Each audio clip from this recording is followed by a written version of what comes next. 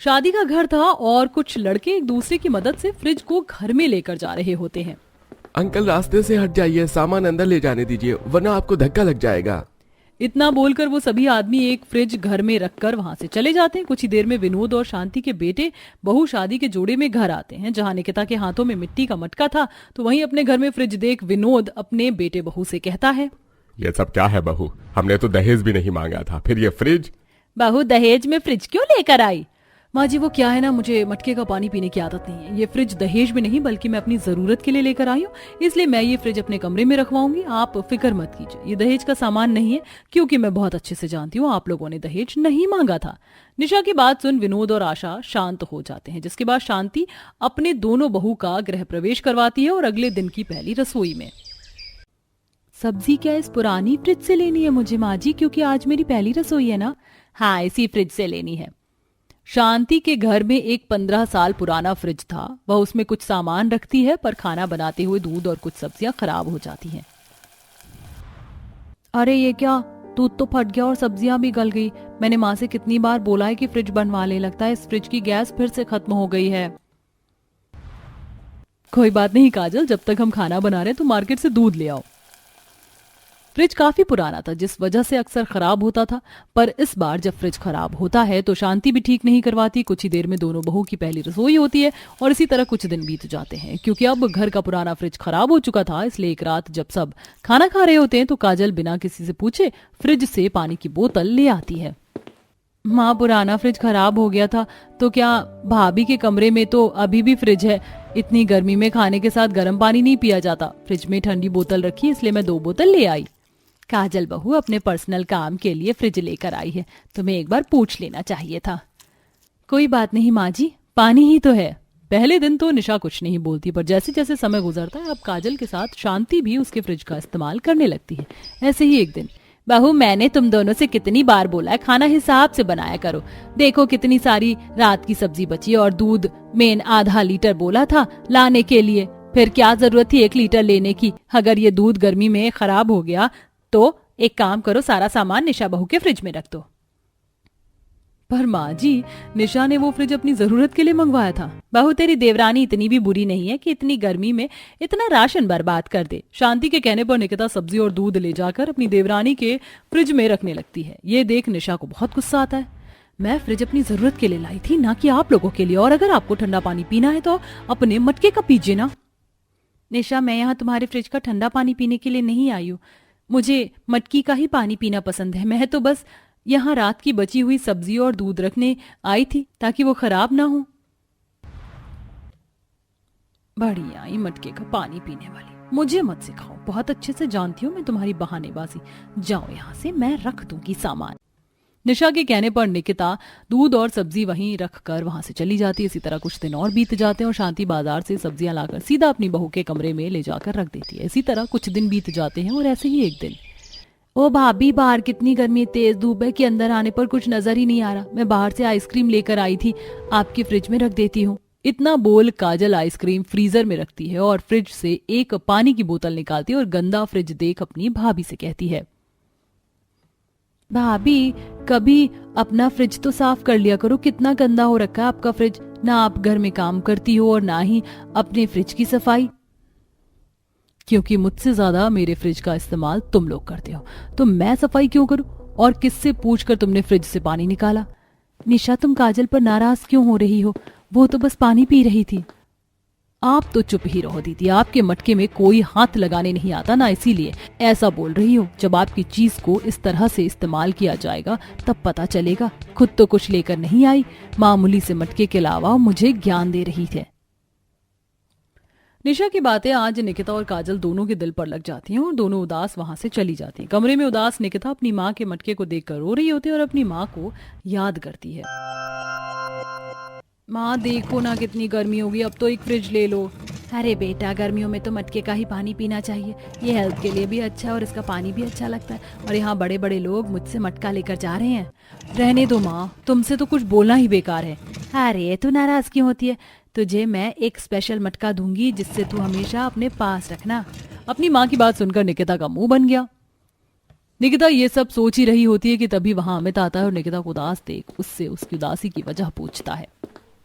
क्या हुआ, तुम इतनी दुखी क्यों हो? निकिता सारी बात अमित को बताती है। कोई बात नहीं, अब से तुम अपनी देवरानी के कमरे में मत जाना और ना ही उसके फ्रिज को हाथ लगाना। और वैसे भी अब तो तुम्हारे साथ मुझे भी मटके की पानी की आदत हो गई है। अपने पति से बात करके नितिका को काफी अच्छा लगता है। अब रात को पूरा परिवार खाने की टेबल पर खाना खा रहा होता है, तभी विनोद का खाना अटक जाता है। अरे बहू, जल्दी से एक गिलास पानी पी, तेरे ससुर जी का खाना अटक गया है। जी माँ जी, देती हूँ। अब जल्दबाजी में निकिता जो कि मटके का जग में पानी लेकर आई थी वो अपने ससुर को देती है। आज पानी का स्वाद कुछ अलग है बहू, ये तुम्हारे मटके का पानी है। हाँ भाभी, मैं तो बेकार ही फ्रिज के ठंडे पानी के पीछे पड़ी थी। असली स्वाद तो मटके के पानी में है, ठंडे का ठंडा भी और टेस्टी भी।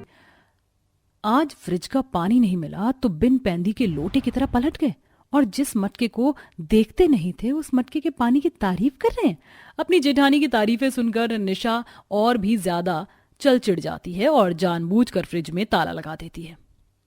निशा, तुमने फ्रिज में ताला लगा रखा है, मुझे दूध रखना था। दूध घर में उतना ही लाया करो जितने की जरूरत है, क्योंकि अब मेरे फ्रिज में घर का कोई भी सामान मैं नहीं रखने दूंगी। निशा की ये बात निकिता के साथ शांति भी पीछे से सुन लेती है। इसके बाद फिर कभी शांति निकिता को निशा के फ्रिज में सामान रखने के लिए नहीं बोलती है। और इसी तरह कुछ दिन बीत जाते और एक दिन लाइट चली जाती है। सुबह से शाम हो जाती है पर लाइट नहीं आती और गर्मी से परेशान निशा पसीने से तड़पने लगती है। कितनी प्यास लग रही है, गला सूख रहा है, अब तो चक्कर से भी आ रहे हैं। प्यासी निशा को प्यार से तड़पता देख बिना बोले निकिता उसके लिए मटके से एक गिलास ठंडा पानी लेकर आती है। कितना ठंडा और टेस्टी पानी था। किसकी फ्रिज का पानी लेकर आई? ये फ्रिज का नहीं, मटके का पानी है जिसका तुम मजाक बनाती थी। माना कि मटका फ्रिज का काम नहीं कर सकता, पर मटके से अच्छा पानी तुम्हें फ्रिज भी नहीं दे सकता। ये खुद को समझती क्या है, एक मटके पर इतना गुरूर, इसे तो मैं बताऊंगी। उस दिन निशा निकिता से और भी ज्यादा जल जाती है और शाम को जब निकिता अपनी सास के साथ बाजार जाती है और काजल भी घर में नहीं होती तो मौके का फायदा उठाकर उसका मटका वो तोड़ देती है। और रात को जब निकिता घर आती है तो अपना टूटा मटका देख रोने लगती है। मेरा मटका कैसे टूट गया? निकिता शांत हो जाओ, मिट्टी का मटका था, इसे हम लंबे समय तक संभाल के नहीं रख सकते थे। एक मटके के टूटने पर कोई इतना नाटक कैसे कर सकता है? निशा, तुम नहीं समझोगी इस मटके से निकिता को क्या लगाव था। अपना टूटा हुआ मटका देख निकिता पूरी तरह से टूट जाती है और वह मटके के टुकड़ों को संभाल कर रख लेती है। इसी तरह कुछ दिन बीत जाते हैं और एक दिन निशा जब नहा कर निकलती तो वो देखती है कि उसके हाथ का ब्रेसलेट कहीं गुम गया है। अपना ब्रेसलेट हाथों में ना देखकर वो इधर उधर ढूंढती और रोने लगती है। माँ जी, पापा जी, आप लोगों ने मेरा ब्रेसलेट देखा क्या? वो मेरे पापा की आखिरी निशानी थी। मेरे और मेरे पापा की कभी नहीं बनी। ये लास्ट गिफ्ट था जब उन्होंने मुझे दिया था। आखिरी समय में उनसे बात भी नहीं कर पाई थी। अगर वो ब्रेसलेट भी खो गया तो मैं क्या करूंगी? निशा को रोता देख निकिता को अपनी माँ की याद आती है। बेटा, तेरी गरीब माँ तुझे इस स्पेशल मटके के अलावा कुछ नहीं दे सकती।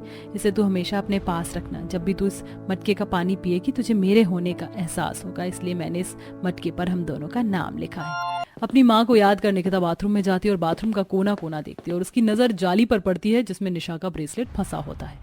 जल्दी से निकिता ब्रेसलेट निकालकर निशा को दे देती है।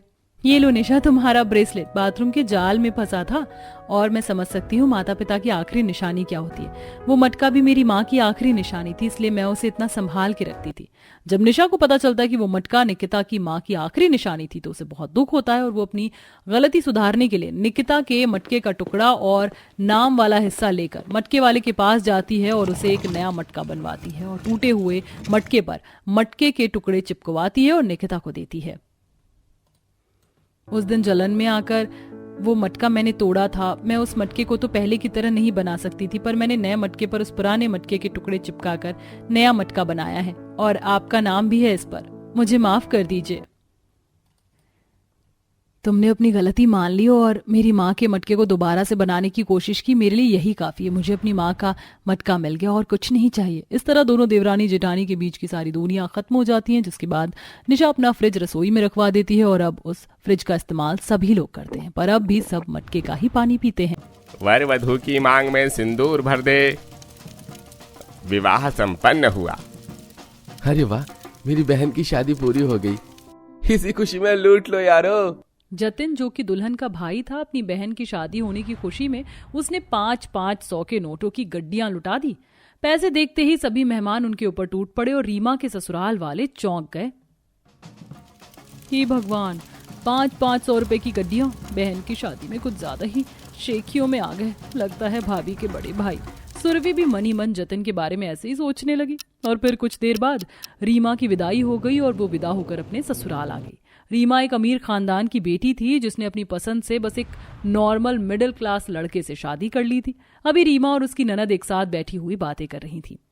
भाभी आपका लहंगा कितना प्यारा है, ऐसा लग रहा है असली हीरो से इसके ऊपर काम हो रखा हो, और डिजाइन भी ऐसा है जैसे कि बड़े डिजाइनर ने इसे डिजाइन किया हो। सुरभि, ये सिर्फ ऐसा लग नहीं रहा है बल्कि ऐसा ही है। जानती हो ये लहंगा पूरे 5 लाख का है। 5 लाख? हाँ सुरभि, 5 लाख। मेरे भैया जतिन भैया मुझे शादी की शॉपिंग करवाने गए थे।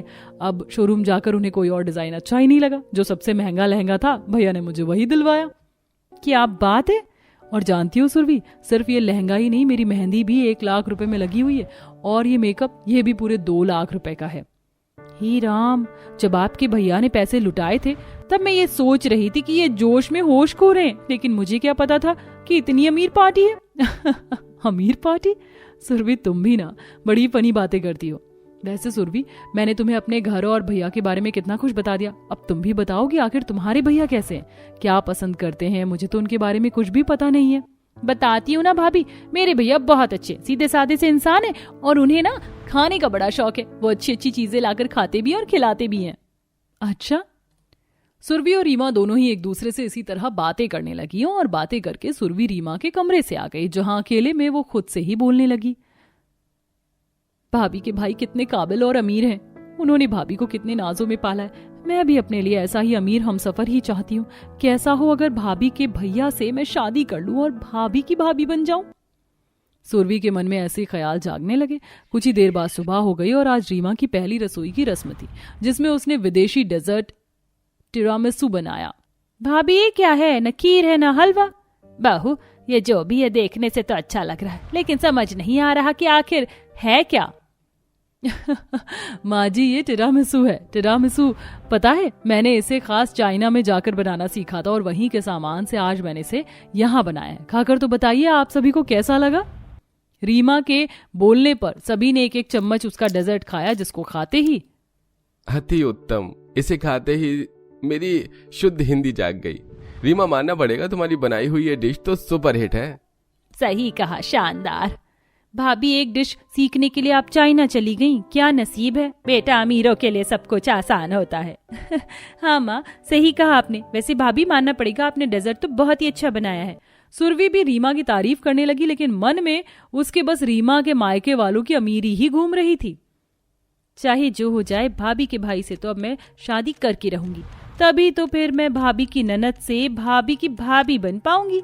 सुरभि ऐसे ही मन सोच सोच कर मौके की ताक में रहने लगी। देखते ही देखते कुछ दिन और गुजर गए, और वो दिन भी आया जब रीमा का पूरा ससुराल उसके मायके जाने वाला था।